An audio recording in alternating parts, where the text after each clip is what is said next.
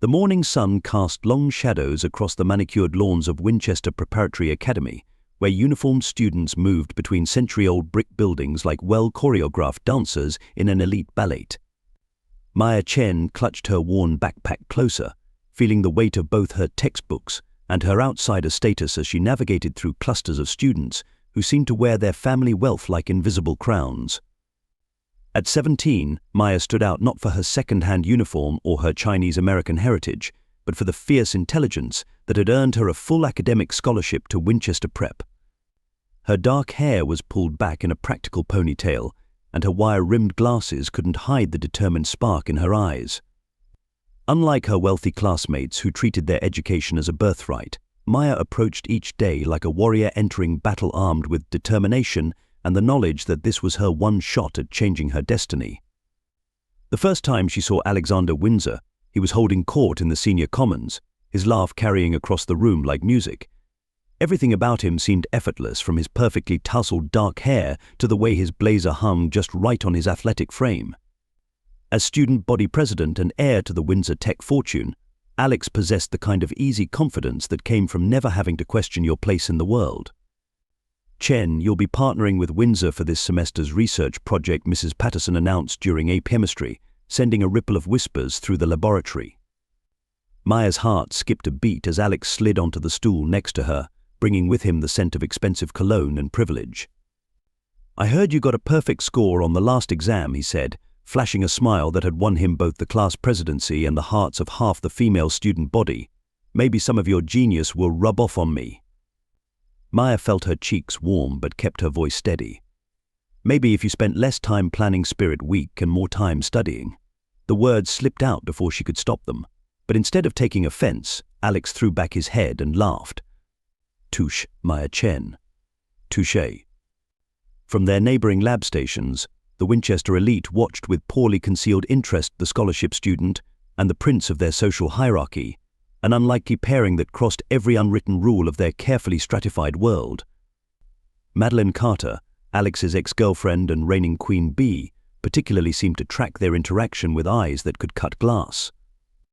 Maya tried to focus on measuring out precise amounts of chemicals for their experiment, but she couldn't help noticing how Alex's shoulder brushed against hers as he leaned in to read the instructions, or how his green eyes crinkled at the corners when he smiled. She told herself it was just chemistry the scientific kind, but even then, she knew she was lying to herself. What she didn't know was that this moment, this partnership, would set in motion a chain of events that would transform not just her life, but the very dynamics of power she had always accepted as unchangeable. The library at Winchester Prep became their sanctuary. Tucked away in a corner where centuries-old books provided both privacy and perspective, Maya and Alex's study sessions started as strictly academic affairs, molecular structures and chemical equations spread across antique oak tables, but slowly evolved into something more. "You really think quantum computing is the future?" Alex leaned back in his chair one autumn afternoon, twirling a pencil between his fingers. The golden light filtering through stained glass windows caught the sharp angles of his face. "My father says it's just theoretical masturbation." Maya looked up from her notebook, her eyes bright with passion. "Your father's stuck in classical computing paradigms. Quantum supremacy isn't just possible, it's inevitable. Imagine solving in seconds what would take traditional computers thousands of years." "Go on," Alex said, and for once his trademark smirk was replaced by genuine curiosity. Maya felt a flutter in her chest, not just because he was listening, but because he seemed to actually care. Their conversations wandered far beyond chemistry, into dreams that seemed to align like perfectly matched puzzle pieces. Alex spoke of revolutionizing his family's tech company, of breaking free from his father's orthodox business approach. Maya shared her vision of democratizing advanced technology, making it accessible to those who couldn't afford Winchester's tuition. "You know what I love about you," Chen, Alex said one day, closing his textbook. "You don't care about any of it, the money, the status. You just want to change the world." Maya's heart performed a complicated acrobatic routine at the word love, even as her mind registered the casual way he'd said it. "Someone has to," she replied, trying to keep her voice steady. "Might as well be me." But there were moments, brief flickers like static on an otherwise clear signal, that Maya's rational mind tried to flag. The way Alex's smile would tighten when she outperformed him in class. How he'd sometimes check his phone during her explanations of complex theories, only to become fully engaged when others joined their study session. The calculated glances he'd shoot toward Madeline's table, as if measuring a reaction. Their dynamic shifted subtly outside the library's protective bubble. In the cafeteria, Alex would wave but sit with his usual crowd, leaving Maya at her solitary table. During student council meetings, where Maya represented the science club, he'd treat her with the same polite detachment he showed everyone else. He's different when we're alone, Maya told herself, cataloguing every tender moment like precious data points. The way he'd bring her favorite coffee during early morning study sessions. How he'd read her college application essays, offering genuine encouragement about her Stanford dreams. The time he defended her to Madeline, who'd made a snide comment about scholarship students knowing their place. Their project presentations became legendary in ape chemistry. Alex's charisma perfectly complemented Maya's technical expertise, and their experiments consistently pushed boundaries. Mrs. Patterson even suggested they submit their work to a national competition. "We make a pretty good team," Alex said after they'd received another perfect score. He was sitting closer than usual, his knee brushing against hers under the lab table. Who would have thought? Maya wanted to believe it was as simple as that, the scholarship student and the heir apparent, bridging worlds through intellect and attraction. She catalogued his touches, a hand on her back while reaching for a reagent, fingers brushing as they exchanged lab reports, the way he'd lean in close to whisper jokes during lectures. Each contact sent electricity through her nervous system, adding to a growing database of hope. But then came the whispers. Maya would catch fragments of conversations that died when she approached, see glances exchanged between Alex's usual circle that carried weights she couldn't measure. Madeline's smiles grew sharper, more knowing. Even some teachers began watching their interactions with strange expressions, not disapproval, but something that in retrospect looked too much like pity. The red flags accumulated like warning signs Maya chose to ignore. Alex's frequent cancellations of study sessions, always accompanied by elaborate explanations. The Instagram stories showing him at parties he'd claimed he couldn't attend due to family obligations. The way he'd sometimes look through her rather than at her when they were in public, as if she were temporarily invisible. Still, Maya's feelings grew like a carefully cultivated crystal, each shared moment adding another layer to her attachment.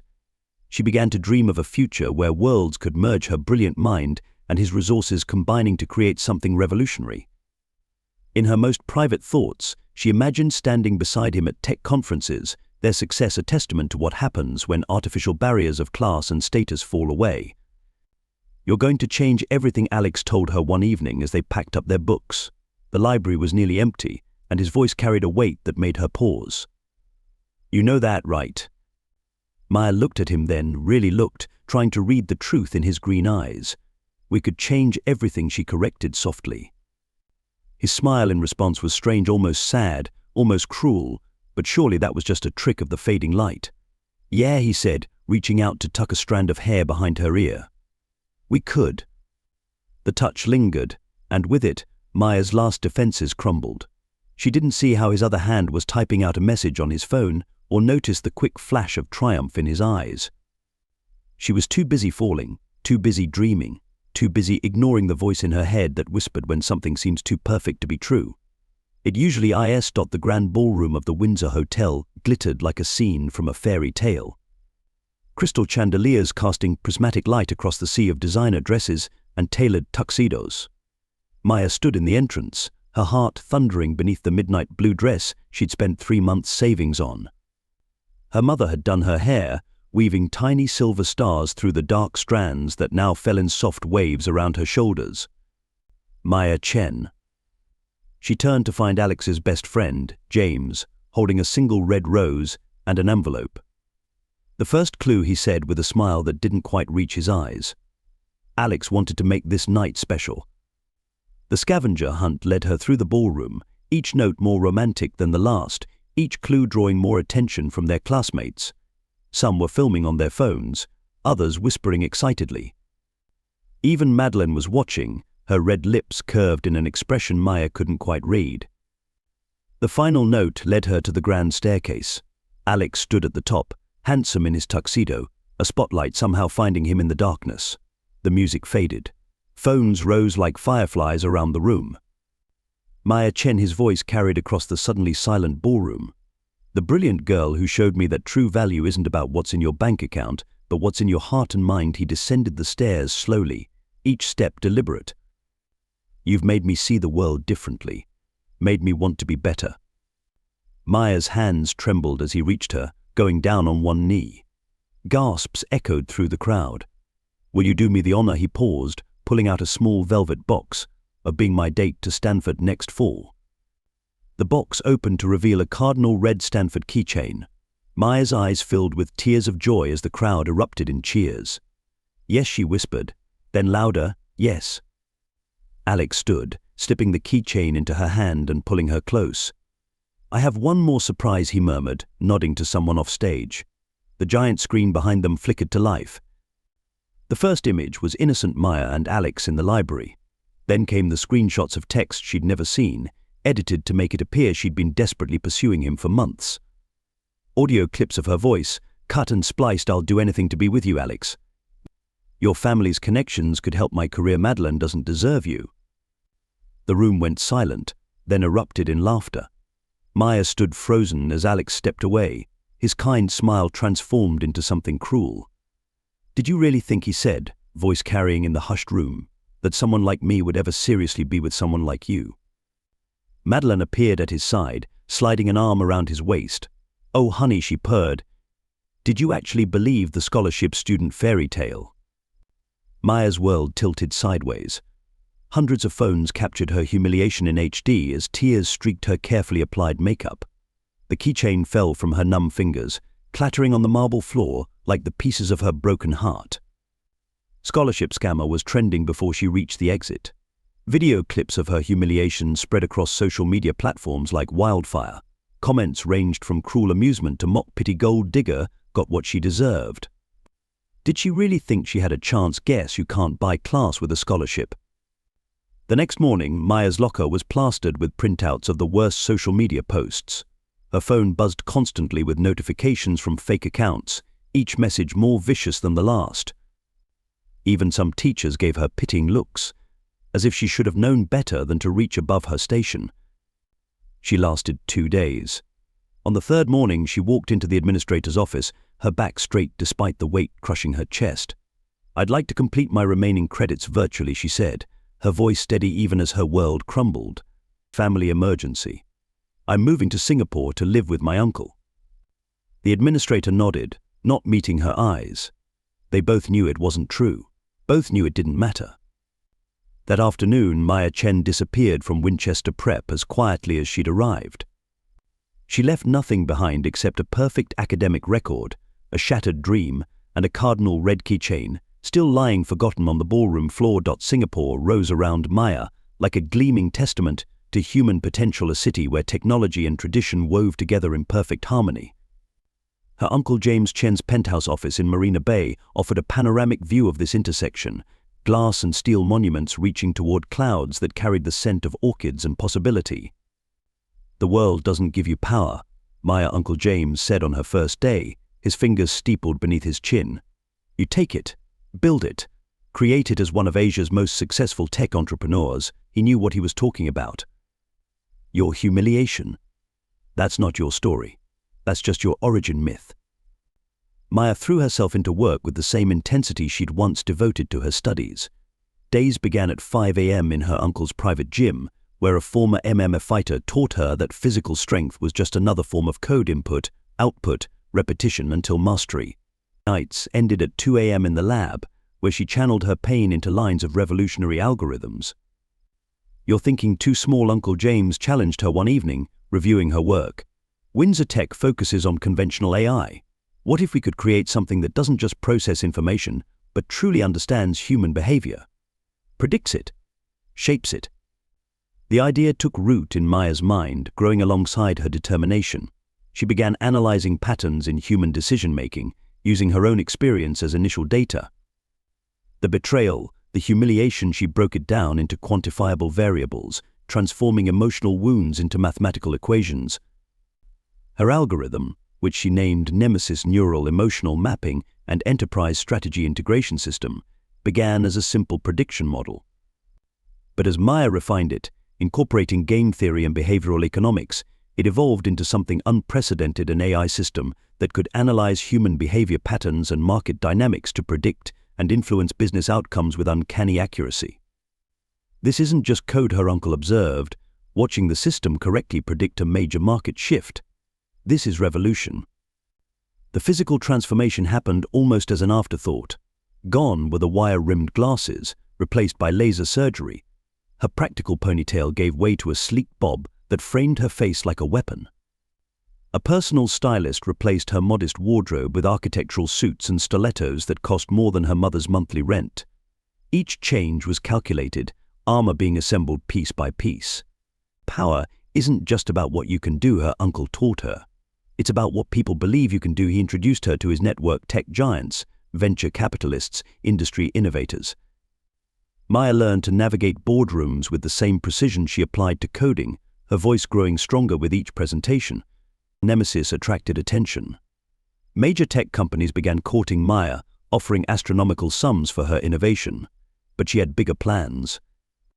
With her uncle's backing and her system's predictions, she founded Chen Dynamics, positioning it as the next evolution in business intelligence and market strategy. The algorithm proved its worth immediately. Chen Dynamics didn't just enter markets, it conquered them. Nemesis predicted consumer trends months in advance, identified perfect acquisition targets, and mapped out competitor weaknesses with surgical precision. Within 8 months, Maya's company had absorbed 3 major tech startups and partnered with 2 Fortune 500 companies. "You've created something dangerous," a prominent tech journalist noted during Maya's first major interview.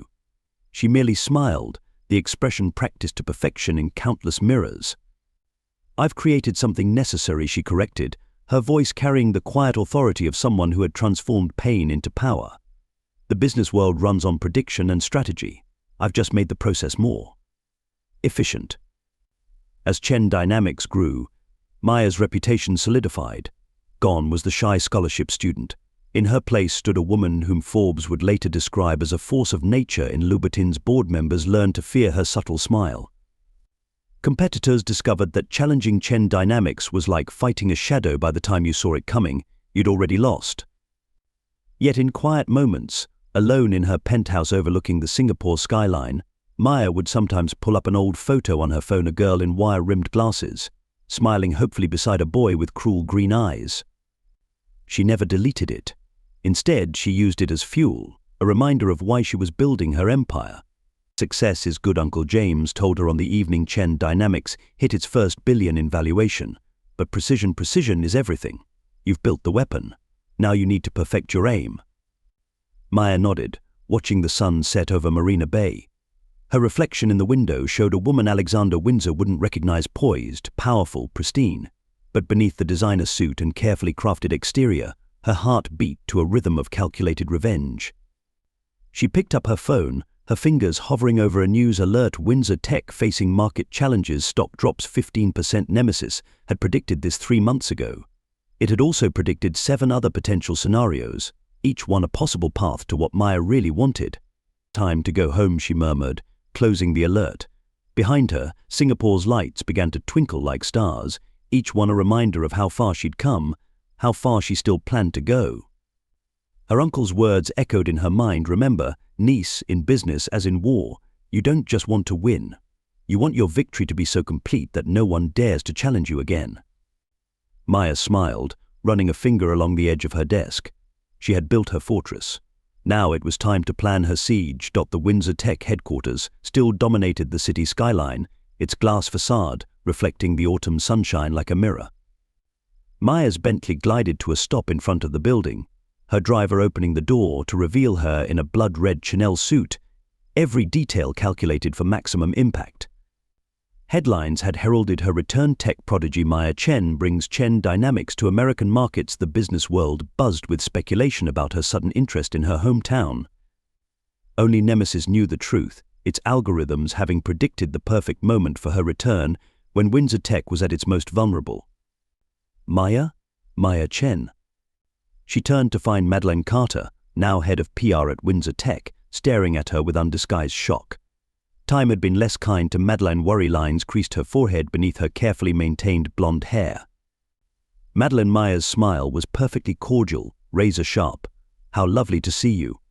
I believe you'll be attending the shareholders' meeting this afternoon." Yes. Are you?" "Oh, didn't you hear?" Meyer's voice carried just enough volume to attract attention in the lobby. "Chen Dynamics has acquired a significant position in Windsor Tech. We're very excited about the potential changes." The news spread through the building like wildfire. By the time Meyer reached the conference room, the tension was thick enough to cut. Board members shuffled papers nervously, their eyes tracking her movement as she took her seat directly opposite Alexander Windsor. Alex had aged well, she had to admit. His hair was still perfectly styled, his suit expertly tailored. But there was something desperate in his eyes now, a hunger that spoke of declining profits and failed innovations. "Meyer," he started, half rising from his chair. "I had no idea. It's wonderful to see you. Perhaps we could discuss." "Your company's consistent failure to innovate." Meyer cut him off smoothly, opening her tablet. "The declining market share? The 3 failed product launches this quarter? Yes, we have much to discuss." The board meeting was a masterclass in corporate evisceration. Meyer presented data, projections, and solutions with ruthless efficiency. Each point struck like a precisely aimed arrow, dismantling Windsor Tech's leadership piece by piece. "The numbers don't lie," she concluded, standing to address the shareholders. "Windsor Tech is failing because it refuses to evolve. Chen Dynamics offers not just capital, but a complete technological revolution. The choice is simple: adapt or become obsolete." The vote was almost unanimous. Within hours, Meyer had effective control of the company that had once represented everything she couldn't have. Later that evening, at a local tech industry gala, she found herself surrounded by familiar faces from Winchester Prep. Former classmates rushed to remind her of their friendship, conveniently forgetting their role in her humiliation. Meyer greeted each with the same practiced smile, Nemesis feeding her perfect details about their lives, careers, and vulnerabilities through her discreet earpiece. "Meyer, please." Alex caught up with her on the balcony, his charm now tinged with desperation. "What happened at prom? I was young, stupid. I've regretted it every day. Maybe we could start over. A merger between our companies, it makes perfect sense." She studied him over the rim of her champagne glass, remembering the girl who had once dreamed of a future with him. "A merger, Alex. Is that what you really want, or is it what you need?" "Nemesis Projects Windsor Tech will be bankrupt within 18 months without Chen Dynamics' intervention." The color drained from his face. "How did you?" No, Meyer's laugh was soft, musical, and entirely without mercy. "I know everything, Alex, about the embezzlement accusations, the failed cover-ups, the affairs. Did you really think I came back just for revenge?" She stepped closer, her voice dropping to a whisper. "I came back to show you what real power looks like. Not the kind you're born into, but the kind you build from the ashes of everything that tried to destroy you." The next morning's announcement shocked the business world. Chen Dynamics would not be merging with Windsor Tech.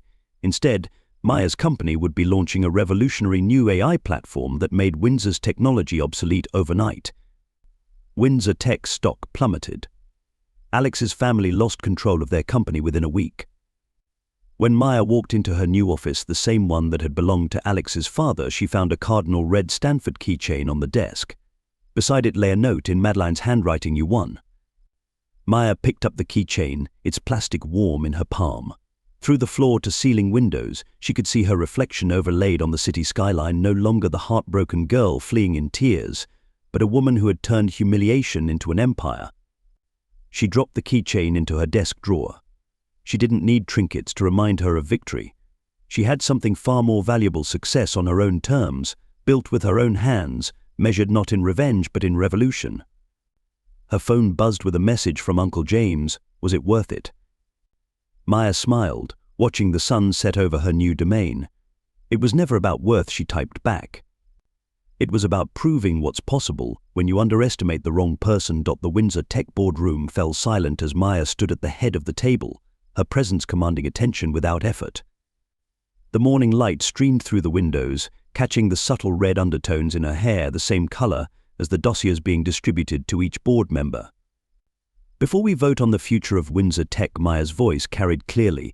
There's something you should see. With a gentle tap on her tablet, the room's screens came to life, displaying footage from that fateful prom night years ago. This is where it began. Alex shifted uncomfortably in his seat as the scene played out. The cruel prank, the calculated humiliation, the orchestrated downfall of a scholarship student, all of it documented in high definition. But that's not the interesting part, Maya continued, switching to a new screen. This is what happened next. Financial records, leaked emails, and board meeting minutes began to scroll past. While I was building Chen Dynamics, Windsor Tech was systematically destroying itself from within. Not through my actions, but through its own corporate culture of cruelty and short-sightedness. She walked slowly around the table, her heels clicking against the marble floor. The same mindset that thought it was acceptable to publicly humiliate a 17-year-old girl led to toxic business practices, failed innovations, and ultimately this company's downfall. Alex stood abruptly. This is ancient history. What's your point, Maya? My point, Alexander, she said his name like it was a curious scientific specimen, is that I'm not here for revenge. I'm here to show you something far more powerful: the difference between success built on cruelty and success built on vision. With another tap, the screens filled with Chen Dynamics' latest innovation, a revolutionary AI system that would make their current technology obsolete. I could destroy Windsor Tech. Nemesis has given me enough leverage to dismantle this company piece by piece, but that would be... She paused, smiling slightly, small thinking. The room was perfectly still as Maya revealed her true plan: not to destroy Windsor Tech, but to transform it. Not through a hostile takeover, but through a complete reorganization that would preserve jobs while removing toxic leadership. You see, Alex, the night you tried to break me, you actually gave me an invaluable gift. You showed me that true power isn't about humiliating others, it's about lifting yourself up so high that nothing can touch you. The vote was swift and decisive. Alex and his supporters were out, their shares bought at a fraction of their former worth. But instead of gloating, Maya did something unexpected. She established a scholarship fund in Windsor Tech's name, specifically for underprivileged students interested in technology. The best revenge isn't destruction, she announced at the press conference that afternoon. It's creation. It's taking what was meant to break you and using it to build something unprecedented. Later, alone in her office, Maya found a final reminder of the past, an old photo from the prom, dropped anonymously on her desk. She picked it up, studying the tearful girl in the midnight blue dress, and felt not pain but profound gratitude. She opened her laptop and typed a simple message to her uncle in Singapore: "You were right. The real victory isn't in watching them fall. It's in soaring so high they become irrelevant." The sun set over the city, casting long shadows across her office, the same office where Alex's father had once held court. But Maya had transformed it, just as she had transformed herself. The walls now held not hunting trophies but framed patents. The old oil paintings had been replaced by innovative tech installations. On her desk sat a single red rose in a crystal vase, not a symbol of romance this time, but a reminder that even things meant to hurt can be transformed into something beautiful. Maya touched one of the petals gently, smiling at the woman she'd become: not a victim seeking revenge, but a visionary who had turned pain into power, humiliation into empire, and most importantly, had discovered that the best revenge wasn't revenge at all. It was becoming so magnificently successful that the past became nothing more than a footnote in her story of triumph. 5 years after taking control of Windsor Tech, Maya stood in the auditorium of her alma mater, Winchester Preparatory Academy. The space looked smaller now, the once intimidating chandelier merely decorative, the marble stairs where she'd been humiliated just another architectural feature. Success isn't about proving others wrong, she told the group of scholarship students seated before her, their eyes bright with the same hunger she'd once felt. It's about proving yourself right. Among them sat a girl with wire-rimmed glasses and a worn backpack so familiar it made Maya's heart ache. Lisa Jia Zhang, this year's recipient of the Chen Dynamics Excellent Scholarship, reminded Maya of herself in ways that went beyond their shared Chinese heritage. "I was sitting where you are now," Maya continued, her voice carrying to the back of the room, believing that worth was something others could give or take away, thinking that love and power were the same thing. She smiled, touching the pendant at her throat, a small quantum processor chip, her first successful patent. I was wrong about both. After the lecture, Lisa lingered behind. Ms. Chen. They say you came back for revenge. That you destroyed the Windsor family because of what happened at prom. Maya studied the young girl, seeing in her the same fierce determination, the same vulnerability she'd once carried. The media loves a revenge story, she said softly. But the truth is, I came back for something far more important, to show that success is the best response to anyone who tries to write your story for you. Through the windows, Maya could see the tech campus she'd built adjacent to Winchester Prep, a state-of-the-art facility where scholarship students could learn coding, robotics, and artificial intelligence. The building stood where the old Windsor Tech headquarters had been, but it wasn't a monument to revenge. It was a beacon of possibility. Power isn't in what you can take from others, Maya told Lisa, resting a hand on the girl's shoulder. It's in what you can build for yourself. And love, she smiled, thinking of the family she'd built, the mentees she'd guided, the lives she'd changed. Real love lifts you up. It doesn't require you to make yourself smaller. As she watched Lisa walk away, Maya touched the old Stanford keychain she now kept in her pocket, not as a reminder of humiliation, but as a marker of how far she'd come. She'd learned that true revenge wasn't in destroying those who hurt you, but in building something so magnificent that their actions became nothing more than a footnote in your success story. The afternoon sun streamed through Winchester's stained glass windows, casting rainbow patterns across the floor. Maya stood in their light, no longer the girl who'd fled in tears, nor even the woman who'd returned for revenge. She was something far more powerful, a testament to the fact that sometimes the most profound victory isn't in getting even, but in rising above. Like a tutorial comment in perfectly written code, she'd transformed her story from a cautionary tale into a powerful demonstration of what's possible when you refuse to let someone else's cruelty define your worth. The future stretched before her, not as a path of vengeance, but as an endless series of possibilities, each one a chance to help another young dreamer transform pain into power, humiliation into hope, and rejection into unstoppable success.